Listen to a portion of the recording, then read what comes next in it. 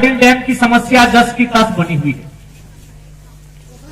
आज लोकतांत्रिक देश में जहां देश के प्रधानमंत्री नई संसद का उद्घाटन करते हैं और दुनिया को संदेश देते हैं कि हम लोग मदर ऑफ डेमोक्रेसी हैं, यानी लोकतंत्र की मां, यानी दुनिया में अगर कहीं सबसे खूबसूरत लोकतंत्र है तो भारत में है। ऐसा देश के प्रधानमंत्री पूरी दुनिया में जाके संदेश देते हैं। हाल फिलहाल अमेरिका में बैठकर भी इस बात की घोषणा करते हैं कि हम लोग मदर ऑफ डेमोक्रेसी। लोकतंत्र यानी जहां लोगों की सुनी जाए, एक आम व्यक्ति की जहां सुनी जाए, एक आम व्यक्ति के अधिकारों की जहां रक्षा की जाए, उसे लोकतंत्र कहते हैं। लेकिन आज 40 वर्ष चांडिल डैम का इतिहास, 40 वर्षों से लगातार यहाँ के शोषित पीड़ित वंचित लोग अपने अधिकार को पाने के लिए आंदोलन कर रहे हैं और आज वो आंदोलन बदसूरत जारी है। ऐसे में आज लोकतंत्र पर भी सवाल खड़ा होता है और आज जो लोकतंत्र के रहनुमा बनकर बैठे हैं उन पर भी सवाल खड़ा होता है। तो ऐसी परिस्थिति में हमें क्या करना होगा? क्या हम हाथ पे हाथ धरे बैठे रहें?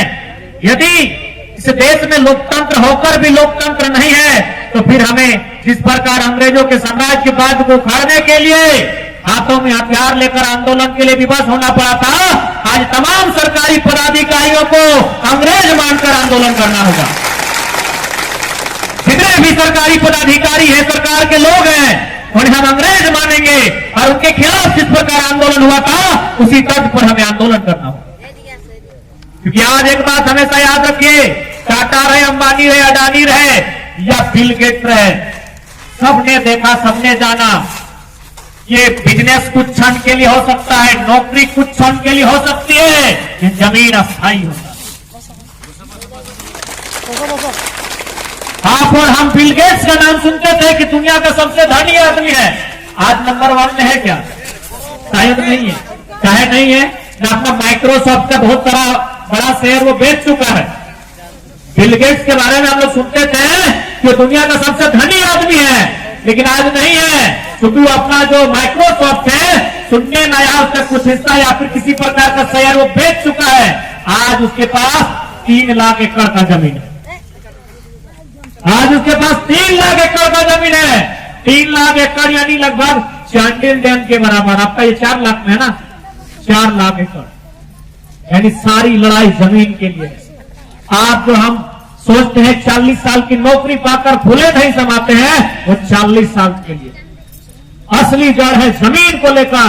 दुनिया का सबसे बड़ा धनी आदमी आज अपने माइक्रोसॉफ्ट को हटाकर जमीन खरीद रहा।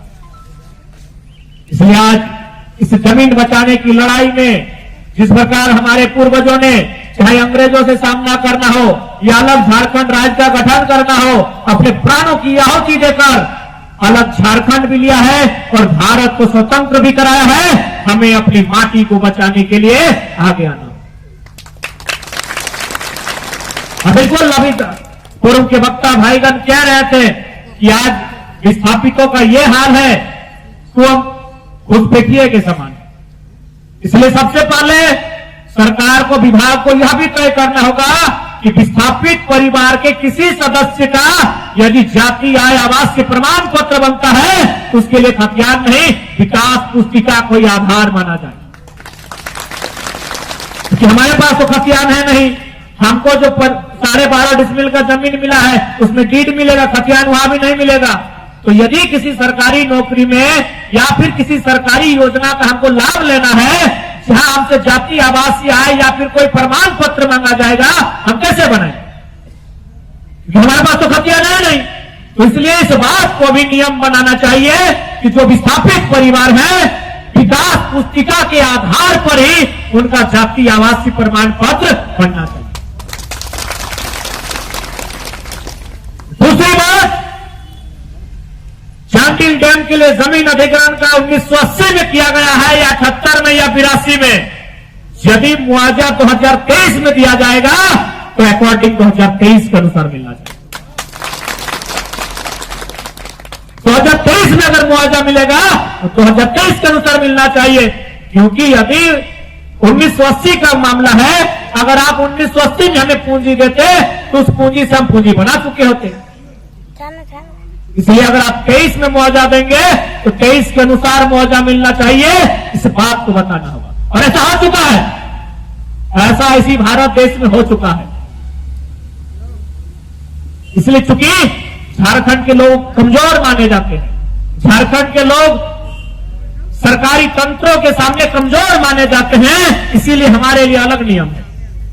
बाकी इसी देश में मुआवजा के विषय में जिस समय मुआवजा दिया गया था उस समय की राशि का निर्धारण किया गया, इसलिए आज इस बात को ध्यान में रखना होगा।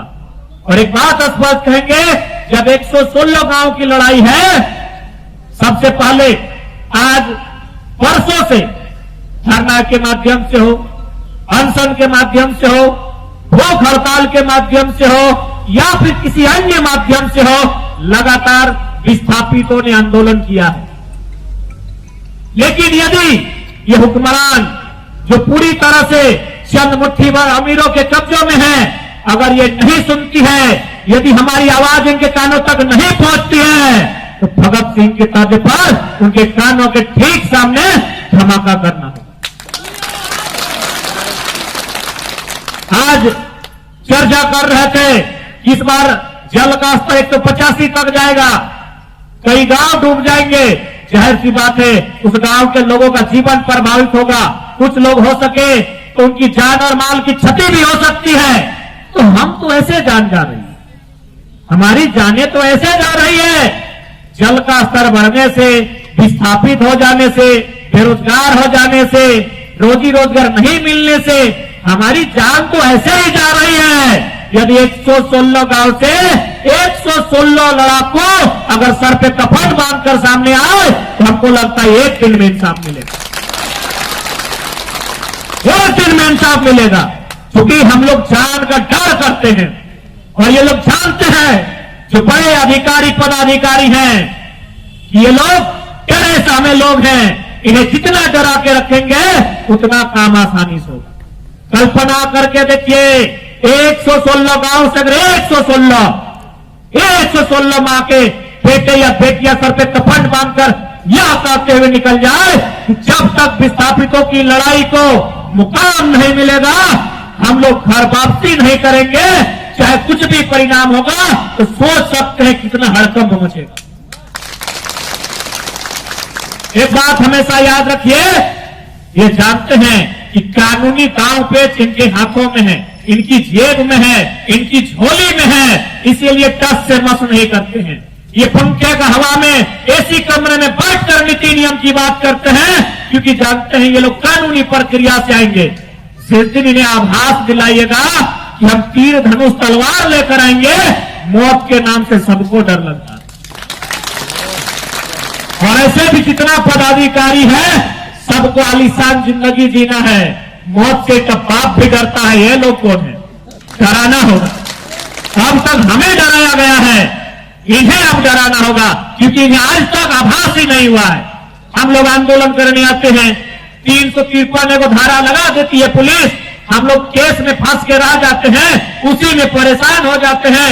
नेताजी के चरण में जाके पढ़ते हैं कि भाई 353 से मुक्ति दिलाइए। 353 नहीं, अरे जरूरत पड़े तो 302 का धारा लगाइए, सीधे मर्डर केस का। क्योंकि आपको क्या लगता है 40 साल पुराना रोग है, इतनी जल्दी और इतनी आसानी से आपको आजादी और छुटकारा मिलेगा? डर इस बार प्रशासनिक लोगों में होना चाहिए, डर इस बार विभागीय लोगों में होना चाहिए कि मौत का डर क्या हमेशा गांव वाले देखेंगे कि पानी का स्तर उठेगा, हमारे मवेशी डूब के मर जाएंगे, हमारे लोग डूबकर मर जाएंगे।